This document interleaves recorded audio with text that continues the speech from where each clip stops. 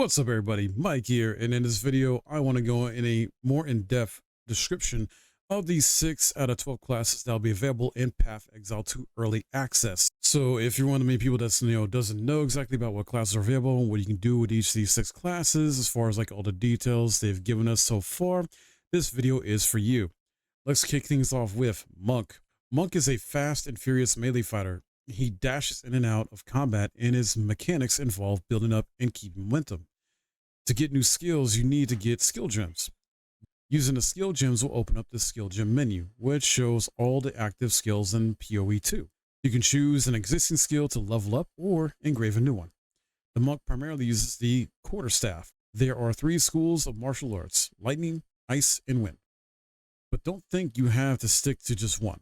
The best combos come from mixing all 3. The monk has powerful combo skills. Temper Spell, for example, is a skill that places a resonating bell, and hitting the bell causes it to ring, doing damage to all enemies around it. You can also freeze or shock the bell, adding elemental damage to the strikes. The monk has a variety of abilities to empower his staff. If an enemy is close to being stunned, you can use Staggering Palm to punch them down. After that, any attack you do will shoot out wind projectiles. There are 21 active skills for quarterstaffs, so this is only scratching the surface of what you'll have available to you.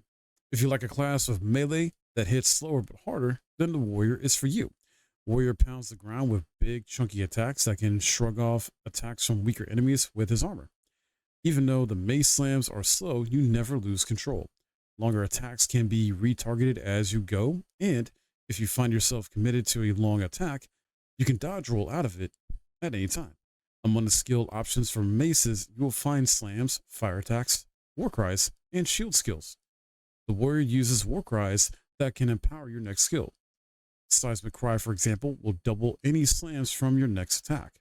If you want to be a little faster and defensive, then equip a shield. In PoE 2, you can raise your shield at any time to block all damage from the front, including spell attacks. While holding up your shield, your stun meter will build up as you take damage. So be careful, because once your meter reaches 100, your stance will break, and that'll make you vulnerable to attacks. Some enemies have unblockable attacks indicated by a red flash. You can only dodge these unblockables. Using a shield also gives you access to shield skills like Shield Charge, which allows you to charge towards enemies and stun them. While charging, you are also blocking the whole time, so you have full damage immunity from the front. The warrior also has access to totems. Some totems have built-in abilities like shockwave totems, which can be placed nearby enemies to stun them, and they get hit with aftershock triggered by earthquake. You also have ancestral warrior totems, which allow you to use any slam skill in your arsenal. There are 20 active skills for maces, so there's a lot to try out. Now onto the ranger. This class is primarily about the bow, but feels agile as well. In PoE 2, you can shoot while moving. Combined with all the skills you have that allow you to jump around, you'll have a lot of mobility in combat. Bow skills have a variety of lightning, poison, ice, and physical attacks. Lightning attacks bounce around between targets. You can also stick lightning arrows in the ground, so they explode when hit by the bouncers, or electrocute enemies to take them out of combat. Ice attacks slow enemies to keep them away from you. Poison can damage enemies over time from afar, but also spawn some interesting plants. With 21 bow skills and all the mobility and combo tools the ranger has, you can take advantage of every situation. You may have also noticed the health and mana flask slots in PoE 2 are different. You only get 1 slot for each. Flasks gain charges as you kill enemies and typically allow you to heal 6 or 7 times when full. But that's not the only thing you can use charges for. Charms are a new item type that automatically defend you against various debuffs and damage types. So these will use your charges as well, and you just kill monsters to recharge them. You can gain more slots for charms by upgrading your belt. The mercenary has a crossbow that can be loaded with different ammo types, offering versatility, power, and mobility. This class can play exactly like a shooter. With a crossbow, you will find skills that are like shotguns, sniper rifles, assault rifles, and even grenade launchers. Not only that, there are a wide variety of elemental ammo types as well. It's very fast to switch between ammo types so long as you have them loaded, which makes the mercenary able to unload on enemies with devastating effect. You have the armor piercing ammo, poison, and much more at your disposal to use as well. If you want to call on suppressing fire, you can summon artillery ballistas. These have a minimum range, so be smart about when and where you use them. There are 22 active skills for crossbow, so those of you who want to turn PoE2 into a shooter RPG with this class can do so. Next up, the Witch is for those who want to take a backseat and let minions do the work. This is your necromancer / summoner class, basically. You can call upon hordes of undead monsters to fight for you while casting powerful chaos spells that debilitate enemies.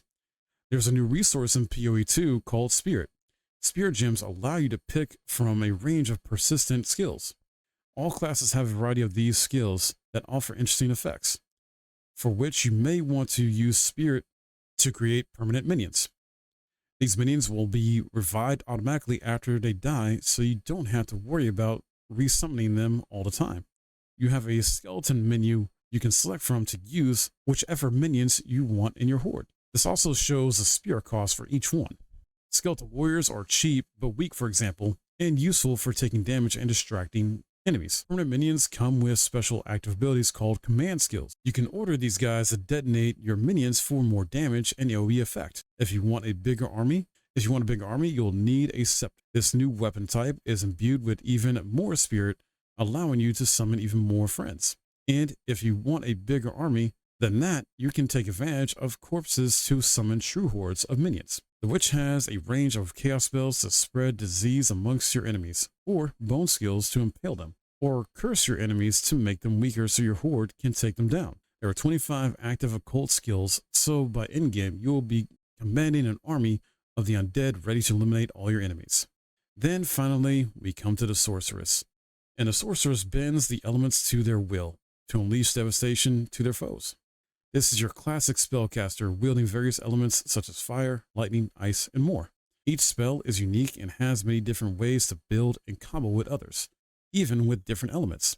The Sorceress can also take advantage of powerful trigger gems, and there are 25 active elemental skills, so by the endgame, you can be godlike with this class. These are just 6 of the 12 classes in total that will be available in PoE2 Early Access. The devs will add the rest later on with just as many skills and options as these first 6. One last thing to mention about skills.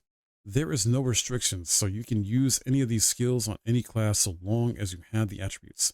The possibility for cross-class combos are practically unlimited. I hope you guys came away learning more about PoE2 and these 6 classes that'll be at the start of early access, with the rest coming later on. And if you found this video helpful, please hit that like button, subscribe if you're new. Also, leave a comment. I would love to hear from you guys as far as like what class you feel like you want to play to start off with, initially. Do you have a favorite? Are you excited about how these classes have been changed from Path of Exile 1 in some way? Let me know. That wraps it up for this video, but I have more Path of Exile 2 in-depth videos coming at you later this week, so stay tuned for that, because there is more information that was made public by the devs in that live stream about in-game content that was dropped last week. So got supportive gems as well as items and other cool stuff to go into. So yeah, I'll definitely be breaking that down and more. Until then, my name's Mike, and I'll see you next video.